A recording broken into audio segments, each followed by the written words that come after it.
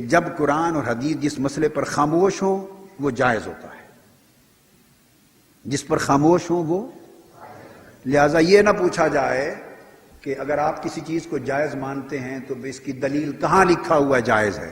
جائز لکھا ہوا نہیں ملتا۔ کیا؟ اب یہ فقہی مسئلہ اسلامک لا کا، شریعت کا، فقہ کا، جائز لکھا ہوا نہیں ملتا، ناجائز لکھا ہوا ملتا ہے۔ شریعت کا طریقہ یہ ہے کہ جائز چیزوں کی لسٹ نہیں بنائی گئی، ویسے کئی جگہ ذکر آ جاتا ہے بھئی یہ حلال کر دیا، حلال کر دیا، اس لیے کہ پہلے وہ چیزیں حرام سمجھی جاتی تھی، اب حلال کر دی تو ذکر کر دیا، ورنہ شریعت میں، قرآن اور حدیث میں جائز چیزوں کی لسٹ بولیے نہیں لکھی جاتی، جنہیں حرام کیا جاتا ہے ان کی لسٹ دی جاتی ہے، بھئی یہ حرام ہے، یہ حرام ہے، یہ حرام ہے، حرام چیزوں کی فہرست دے دی اور فرمایا اس فہرست کو نکال دو، یہ حرام ہے، باقی سب کچھ حلال ہے۔ یہ شریعت محمدی ہے، اس لیے کہتے ہیں حضور نے فرمایا کہ میں آسان دین لے کر آیا۔ اب قرآن و حدیث میں، اب آپ لسی پیتے ہیں تو کہیں تلاش کریں لسی کہاں لکھی ہوئی ہے حلال ہے، تو کسی مولوی صاحب کو لسی تو نہیں ملے گی۔ لاکھوں چیزیں جو ہم کھاتے پیتے ہیں، اگر ہر چیز جو جائز ہے یا نہیں، کہاں لکھا ہے جائز ہے، اس کی فہرست دیکھنا شروع کر دیں تو پھر آپ کی تو زندگی عذاب بن جائے۔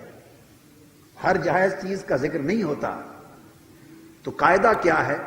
جن چیزوں کے لیے قرآن اور حدیث نے منع کر دیا یہ حرام ہے، حرام ہے، حرام ہے، بس وہ نکال دیں، اور باقی جس کا ذکر نہیں کیا وہ سب مباح اور جائز ہے، وہ سب جائز ہے۔ الاصل فی الاشیاء اباحۃ، ہر چیز کی اصل جائز ہے، اباحت، جس سے منع کر دیتے ہیں اس کو نکال کے پھینک دیتے ہیں، وہ حرام ہے، باقی جائز ہوتی ہے۔ اس بات کی سمجھ آ گئی؟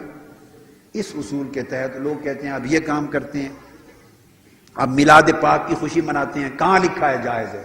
تو یاد رکھ لیں جائز ماننے والے کو کسی شے کے جائز ہونے کی کوئی دلیل دینے کی ضرورت نہیں ہے، دلیل اس سے پوچھی جاتی ہے جو کہے کہ یہ چیز ناجائز ہے یا حرام ہے، جو حرام اور ناجائز کہے اس سے دلیل پوچھتے ہیں کہاں لکھا ہے ناجائز ہے۔ اگر ناجائز لکھا نہ ہو تو جائز ہے، ناجائز لکھا نہ ہونا خود اس بات کی دلیل ہے کہ جائز لکھا ہے۔ سمجھ گئے نا؟ ناجائز لکھا نہ ہونا، ناجائز لکھا نہ ہونا یہی دلیل ہے کہ جائز ہے۔ اگر ناجائز ہوتا، حرام ہوتا تو لکھ دیا جاتا، حرمت علیکم المیتۃ حرام کر دیا گیا تم پر مردار اور خون اور خنزیر اور فلاں اور فلاں اور فلاں اور فلاں، 14 چیزوں کی لسٹ ہے، 10 چیزوں کی لسٹ ہے، 12 کی لسٹ ہے، 9 کی لسٹ ہے، جو حرام ہے حرام کر دی گئی۔ مائیں تم پر نکاح کے لیے ماں حرام ہے، میری بات سمجھ گئے نا؟ بہن حرام ہے، بیٹی حرام ہے، پھوپھی حرام، سب لکھ بیان کر دیا، تو حرام کا ذکر کر دیا۔ اس سورہ نساء کو پڑھ لیں تو جن سے نکاح جائز ہے اس کی بھی کوئی لسٹ ہے، لکھا ہوا ہے بھی ہاں کزن سے، چچا زاد بہن سے جائز ہے، لکھا ہوا ہے کہیں قرآن؟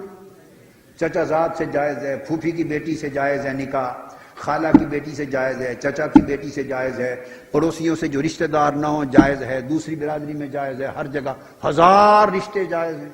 کوئی ہے کوئی لسٹ اس کی بھئی یہ جگہ نکاح کرنا جائز ہے؟ کوئی ہے لسٹ؟ نہیں۔ کیا کہا؟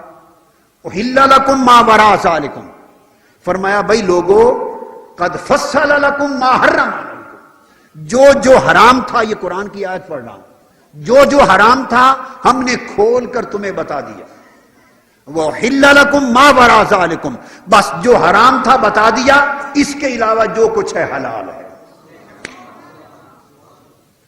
تو ہر ایک چیز کا قاعدہ یہ ہے، ہر ایک چیز کا قاعدہ یہ، تو جو بیان نہیں کیا اس کی کھلی اجازت ہے، یہ ہے شریعت محمدی کا فلسفہ۔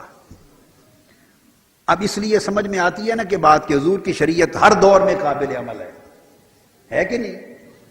اس لیے کہ ممنوع چیزوں کی لسٹ کم ہے اور جس کو منع نہیں کیا وہ باقی سب کچھ جائز اور مباح ہے. اس لیے ہر دور میں اسلام قابل عمل ہے.